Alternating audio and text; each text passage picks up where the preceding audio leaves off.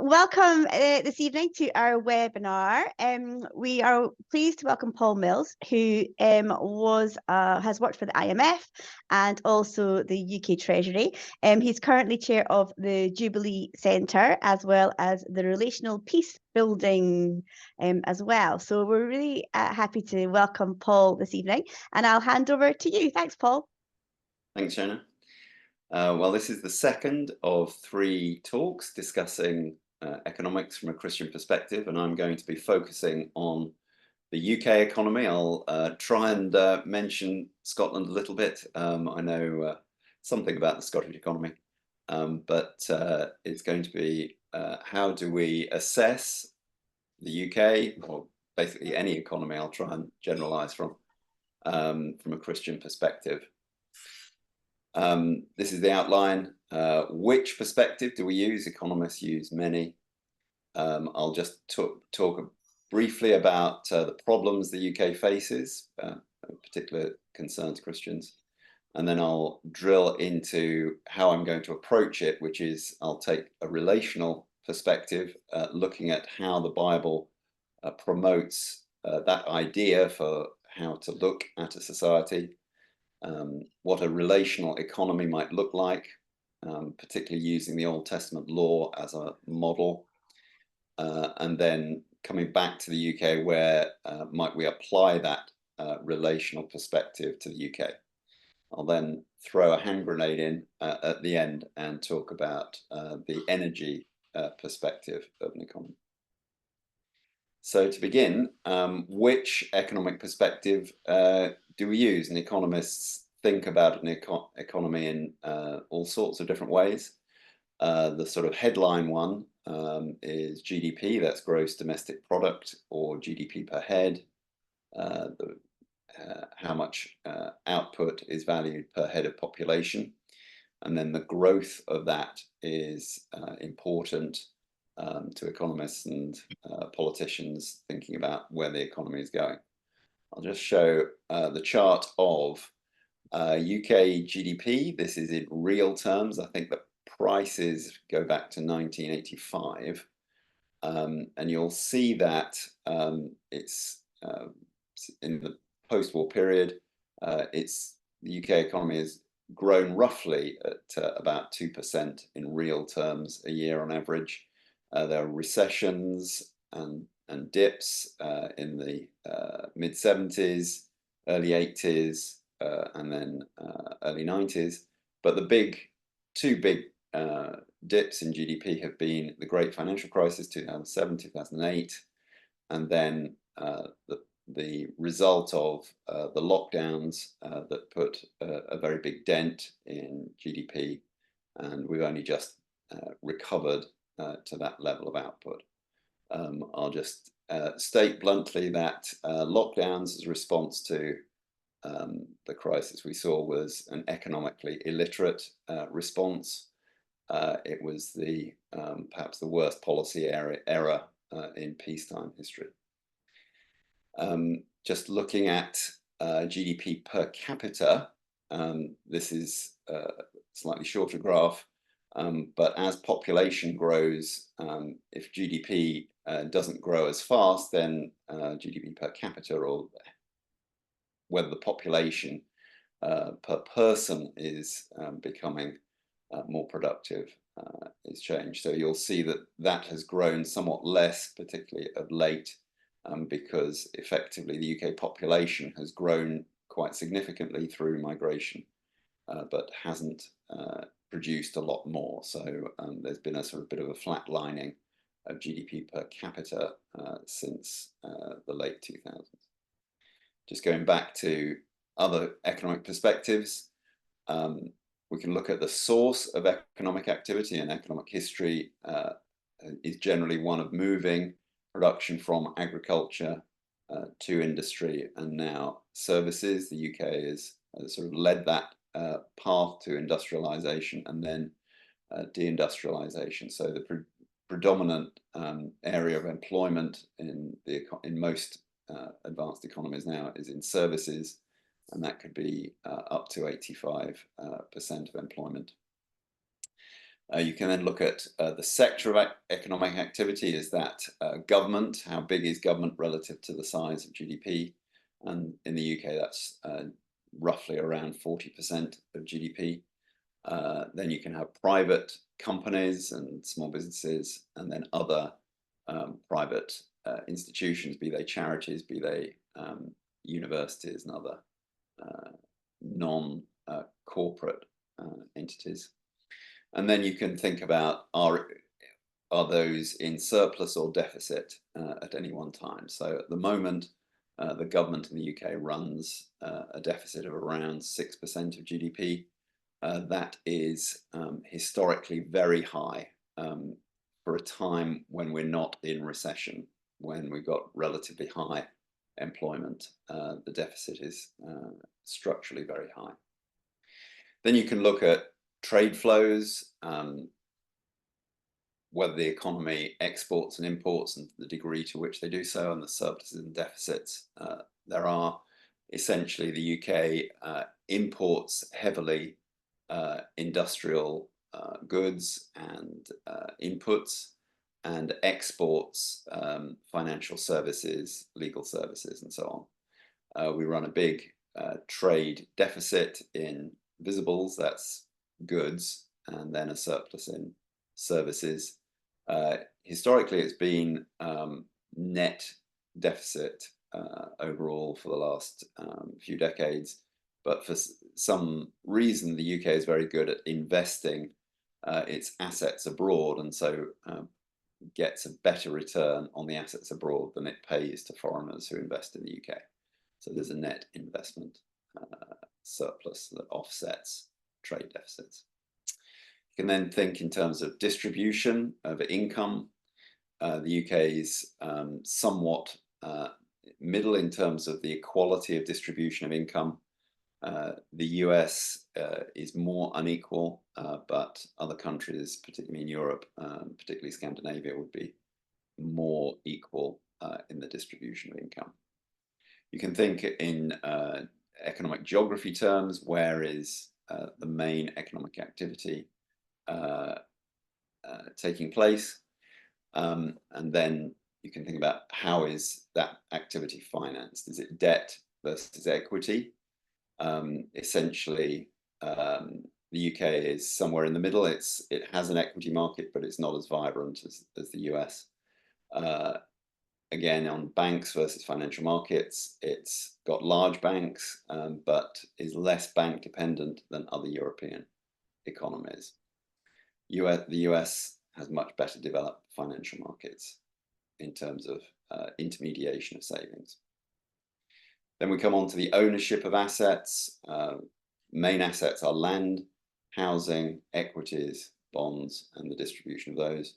And then you can look at an economy in terms of the form of money that it uses. Is it commodity backed, as it used to be up until, you could argue, up until 1971? But since then, most economies have reverted to a fiat money or a bank debt money. Essentially, nearly all the money used in the UK is a debt of either government or a bank. And as a result, we've had pretty constant inflation. I'll just show you. All right, I'll come to the inflation a bit later on. So what could you say we've got problems with at the moment? The UK is relatively wealthy. It's still the 6th largest economy in the world. In terms of per head, it's somewhat lower than that.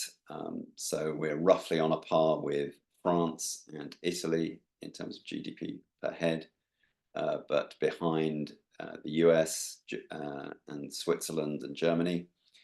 But we seem to be increasingly disaffected with the lack of growth that's has occurred since effectively the Great Financial Crisis. Part of the problem is that there is declining productivity growth. That historic 2% that the UK economy has grown effectively since the Industrial Revolution has started to decline, and we're now sort of talking about a productivity growth of 0.5% or 1% a year would be a good year. And we have pretty constant inflation. The Bank of England targets inflation at 2%, and so even the Bank of England isn't trying to maintain the value of the pound, but erode it by roughly half over 20 years. I'll just show this is what the real purchasing power of the pound has done since coming off the gold standard in 1914. So the pound in sort of its ability to purchase, for instance, bread, other foodstuffs and so on, has lost nearly 99.5% of its value that it had when priced in gold. We have widening wealth inequalities, especially in housing. Those who have housing are enjoying rising house prices relative to incomes, and that is resulting in the delaying of household formation. I'll just show you a few house price charts. This is what the house price to income ratio has done, and we're now at sort of post-war highs. Housing is a cyclical sector, and you can see the various booms that have occurred, but over time, structurally, housing has become more expensive relative to incomes. Just to put that in further historic context, in the 19th century, housing was even more expensive to own relative to wages, but we're now getting back up to where we were in the 1890s. The result of that is that younger people are having to continue to live with parents because they can't afford to buy a house, or it's becoming very hard even to rent or get a down payment for a mortgage. So as you see in both the UK and the US, the numbers of younger people living with their parents is continuing to rise, and those who are setting up households with their own children is declining, partly as a result of high house prices. So this is fueling a sort of conflict between the old, who have the housing stock, and the young. The young, of course, are hoping that when the old die, they're going to get the inheritances. The slight problem is that, as I'm going to mention, social care costs are increasing, and the state may well be taking the houses of the old to pay for their care. We have a shrinking indigenous population, native population, not just white, but even those migrants who were here from 30 years ago. Their populations are shrinking, but that's offset by net migration because we've got a declining birth rate. Birth rate now in the UK is down to 1.6 to 1.7 live births per woman. And what doesn't get mentioned is that longevity is now also declining. It's collapsing in the US, partly because of the fentanyl crisis. But in the UK, longevity seems to be falling quite significantly. And yet, the big issues, these big issues, don't seem to be addressed by any of the big parties. They are not addressing the public debt we're in. They're not really addressing the structural deficit. There's obviously talk of fiscal black holes, and we've got to raise a few billion here and there. But they're not setting out a plan to get government debt down in any significant way. And certainly in terms of family formation and the birth rate, no politician that I've heard of recently is even discussing those issues. So how might a alternative Christian approach come at this? Well, as I said, economists look at all sorts of different metrics of how to think about an economy. But I'm going to give you a very brief run through of a relational perspective. This is driven by looking at what the Bible says about who we are, what God commands us to do, who God is, and so on. So it's rooted in the fact that God is relational in Christian theology and his revelation, and he expresses personhood in three persons. And then the universe, as Colossians 1, John 1 says, the universe exists through relationship to Christ. The most important commands from the Old Testament that Jesus highlights to love God and love neighbor. Love is relationship, it's the quality of relationship. So we should be looking at the relational perspective in all that we do. And all of what the Old Testament law talks about when it says this is how God instituted a society. And so this is sort of Jubilee Centre perspective. All of life is to be viewed through a relational prism. I relate, therefore I am. Now this, surprisingly, has many benefits.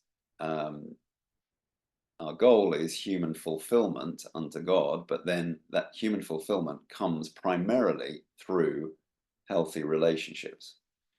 We now know that a healthy marriage and other positive relationships, particularly support network, friendships, community, and so on, have very strong effects on one's physical and mental health. Interestingly, the three things that Jesus says Christians should do, his followers should do, in the parable, in the Sermon on the Mount, that is pray, give, and fast, we all now know are very positive for both physical and mental health, unsurprisingly. We find relational fulfillment through relative consumption, that is where we are in the pecking order, and there's sort of relational issues arise if consumption seems to be either unequal or unjust. And then there's a strong correlation with whether you can trust strangers within your community, whether you know your neighbors, and whether you can, you're not worried about going out in public or leaving property in public. This relational perspective contrasts with many of the others that come up. Economics has majored on either consumption being the be-all and end-all of an economy, or GDP per head, maximizing choice. That sort of liberal economics would talk about that. Then from the left, equity of outcomes would be one of the things that is emphasized, or now environmental impact of economic activity would be seen as, oh, this is the lens you should look through. And some of the what's called the degrowth movement, that is sort of trying to reduce emphasis on GDP and actually being willing to envisage economies shrinking to reduce environmental impact. That's now becoming more well publicized. But I'm going to just talk about the relational perspective in contrast to those. So where would we look for to get pointers to how to think about the relational economy? Well, this isn't just me, others have thought about this as well. We think that the Old Testament law is, in particular, the place you look for to find an economy set within a relational framework. As Jesus mentions in the Sermon on the Mount, the law has continuing relevance. He fulfills it, it points to him, his work. But if you want to look for where in the Bible God has revealed a framework for thinking about how an economy can work within a relational context, we'd say the Old Testament law takes into account human sinfulness as part of the way you go about thinking about an economy and society. Yes, technology changes, and obviously economies change continually due to the technology they use changing, but relationships and the need for positive relationships and stable relationships is a human constant. the Bible, particularly in the Old Testament law, Moses promises, or God reveals, that there will be material blessings through obedience to the law. So you'd argue that a bit sort of taking these pointers should lead to human flourishing. But just to stress, the Old Testament law is a relational model to be studied, not a blueprint to be copied. I'm not a theonomist saying that every verse should be applied now to a non-Christian society. This is a framework to understand, principles to reflect upon, but also to gain wisdom from how the Old Testament law plugs them together. So when we do this and look carefully at the Old Testament economy as it's set out in the law, we find some strange things. On the one hand, we find the establishment of economic institutions that are conducive to what we now know to be a prosperous economy. There is law setting out just law and governance in terms of the unbiased judiciary, the condemnation of corruption, and so on. There are ground rules set out that should lead to the well-functioning markets. For instance, non-inflationary money that's tied to a commodity, and there's developed property rights, particularly around the use of land and in terms of trade. In terms of fair weights and measures and so on. There is also limited and decentralized government. Tax rates are capped. Central government doesn't have the ability to add to those, and the size of the centralized state is constrained. So you look at those elements of the Old Testament economy and you say, free market liberalism. However, on the other hand, you get very strong interventions in the markets for what we call factors of production. That is land, labor, and capital. So land in the Old Testament was roughly evenly distributed by extended family on entry into the land, and then the Jubilee was designed to preserve that rough evenness of distribution. So the freehold land market in Israel didn't exist. You could effectively rent or mortgage your land, lease your land to the next Jubilee, but you were going to get it back. And in particular, extended families were meant to go back to their familial land. So an extended family was going to be rooted in community spatially. There wasn't just going to be a free-for-all in terms of mobility. Now, there are various implications of that, but particularly it meant that everyone, once in their lifetime, should have access to their own property and the means of production to ensure that there wasn't a sort of landless, labouring poor. Everyone was going to have that Adamic chance, their slice of Eden once in their life. They were going to be able to be free and clear and work for themselves if they wanted to. Then there was also labour market protections. Workers were afforded protection in terms of the need for punctuality of paying wages. The Sabbath was explicitly a labour protection law, and there were various community and family obligations to provide welfare and protection of the poorest, particularly around gleaning. And then in terms of capital, the primary injunctions in the Old Testament law are first the prohibition of interest. And yes, the Bible does teach that. And yes, Jesus reinforces it. He does not relax the prohibition of interest. In fact, he reinforces it. and also that every 7 years debts would be cancelled. So that meant that those who had to sell themselves into debt servitude because they'd fallen into extreme poverty were going to be released. All sorts of implications of that, and I'm happy to take questions on some of those things. But it means that people couldn't be immiserated in debt. They couldn't be in debt bondage for their lifetime, as happens in many societies even now. And because debt couldn't be long-term, it couldn't act as money.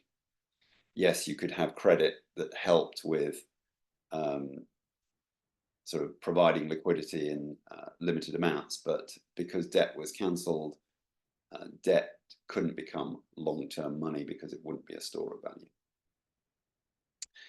So what seems to be the case when you look at this framework from a relational perspective, it seems to balance this sort of prosperity from allowing free product markets with controlling quite tightly the factors of production to prevent that free market leading to gross inequality or gross exploitation, and making sure that there was a safety net for those who had fallen on hard times because of bad harvests or illness or whatever.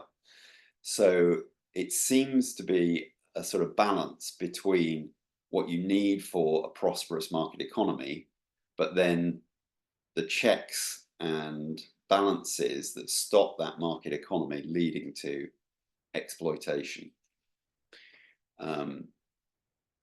It did this through those societal institutions rather than giving the central government great power to tax and redistribute. And that's, in my view, an important insight. So I'll just go through a few sort of areas where we can think about how this relational perspective and some of those insights might apply to the UK and the issues that the UK faces. In terms of UK households, we've got relatively high atomization rates. We don't have as mobile a labour force as there is in the US, but certainly we have a more mobile labour force than in many parts of Europe or Japan, for instance. And so we have a high proportion of single person households that fuel the housing shortage. This never gets talked about when high house prices are mentioned and, oh, we need to build more houses. But actually part of the structural over demand is that many households split up through divorce, or younger people choose to postpone marriage and add to housing demand. I'd say one of the problems with the UK relative to that Old Testament model is that we break relational links with local community, often amongst graduates who move to very different regions and cities and towns to go to university. And that seems to be the point where often bonds with the local community and region are often severed. We have virtually no tax incentives given to encourage marriage. The UK one is pitiful compared, for instance, to France, where you have much greater incentive given in the tax system to marry. And we have limited assistance given to having children. There is obviously some in the income support gradient and some child benefit, but compared to other countries that are now seriously incentivizing childbearing, the UK doesn't do much on that front. For instance, Hungary now will relieve any woman from income tax for the rest of their life if they have a child before the age of 30. it's starting to turn the corner on declining birth rates, but it hasn't had a dramatic impact yet.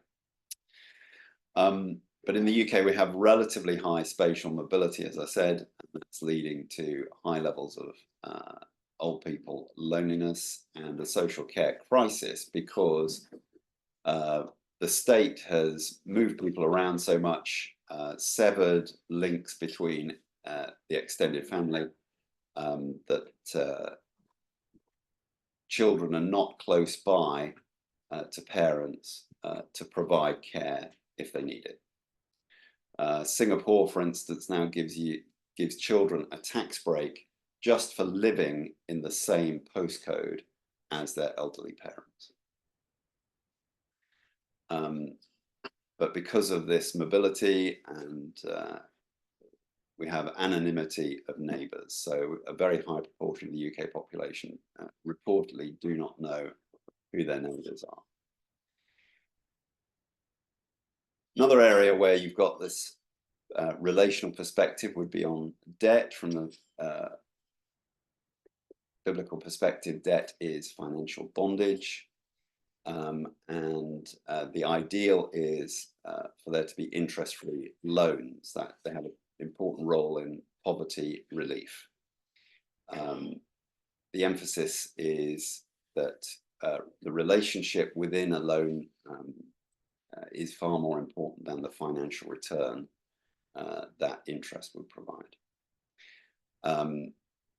However, that doesn't mean to say there should be no return to financial capital. That should come from equity or ownership risk and not through interest on debt. And so part of our problem as a financial system is that we go through periodic booms and busts due to the debt system, but we encourage that through tax breaks to debt finance. We're seeing with, for instance, water company problems at the moment. They've levered themselves up, paid owners large dividends, and now many companies cannot afford the infrastructure investment that they need. Why we've allowed this is difficult to fathom, but part of the problem is that we've encouraged it through the tax system. We've encouraged companies to leverage themselves up, take on debt, and take the tax break as a result. There's also very large regulatory benefits given to banks relative to other forms of finance. And so we encourage the channeling of savings through the banking system rather than through equity. So a relation alternative would be to try and shift our house purchase contract away from debt, but through to rent share or equity share houses, and that would help bring about greater stability in the house price system, but also perhaps allow people to buy parts of houses through equity share rather than need to buy 100% of house through a mortgage debt. I won't continue with that slide because it's a little technical on some of the problems with the financial system. Then just the hot topic at the moment, the relational perspective on migration. If you look at how the Old Testament law regulates migration, it seems to be that the role of migration was to provide succor to truly persecuted and needy people wishing to genuinely assimilate into the host society. So there's a way for outsiders to become part of Israelite society, but they have to go through various rites of passage, and there are 3 different statuses of person in the Old Testament law, from the outright foreigner to the resident alien to the convert to Judaism. And so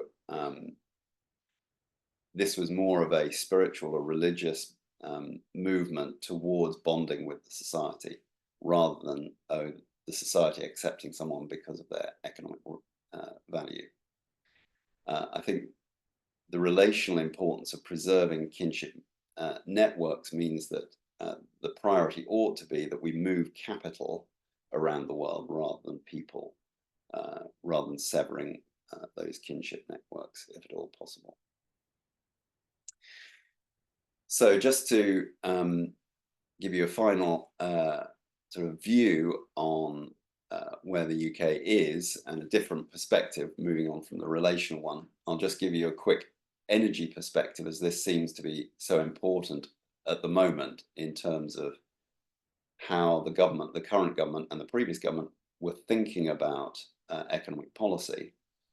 And I've come to this somewhat late in my economics career, sort of 5 years ago or so. The penny dawned, but other people were there beforehand.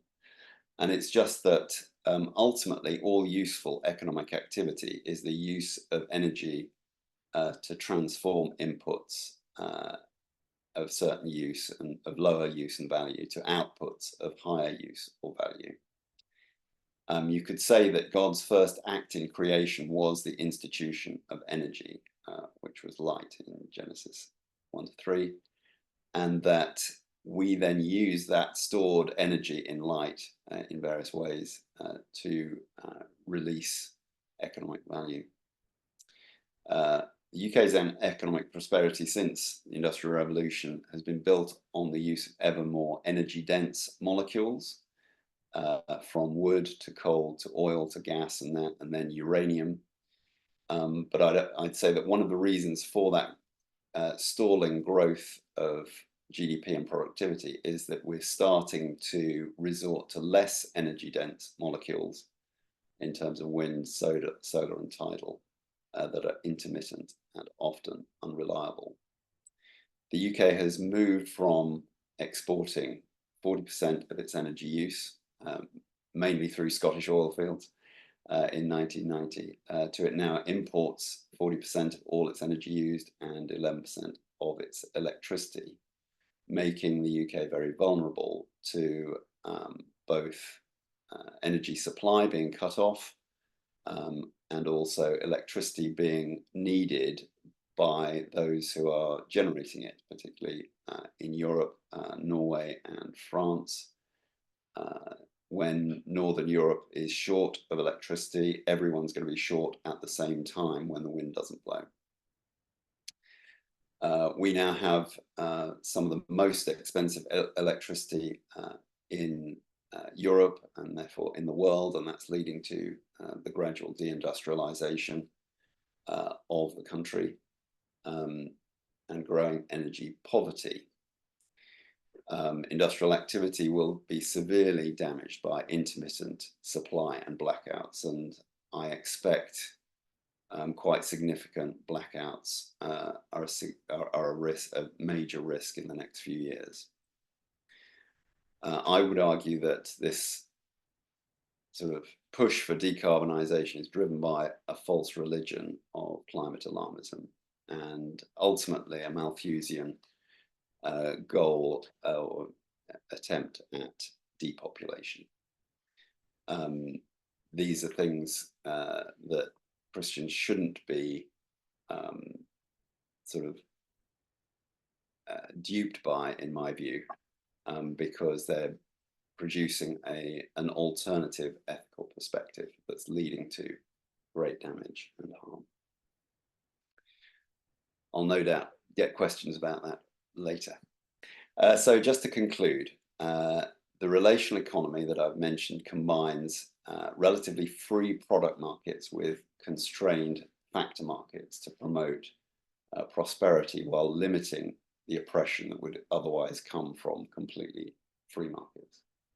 The challenge for us is applying this insight to the UK that has eroded much of its family and community network. So we're in a difficult starting position to sort of rebuild the relational economy, but I hope I've given you some ideas of how to do that. I think I'm now going to answer some questions. Thank you for that. And Ugo, I will stop recording, I think, for the question. Press recording again. I'd just like to thank you so much, Paul, for your time this evening. I massively appreciate it. Really interesting talk that you gave. It'll be available on our website once the series of 3 talks have been finished. And our next talk is towards the end of September, and that's on how do we influence British politics and the economic perspective from a Christian point of view. So thank you so much tonight for joining us. Thank you so much, Paul, and good luck with your work as well with the Jubilee Centre and the relational approach. I find really interesting, and the relational justice work that you've done as well in the past has been really fascinating and a real inspiration to me in my work as well. So thank you for that. Thanks for your time this evening. Thank you. Thanks all. Thank you.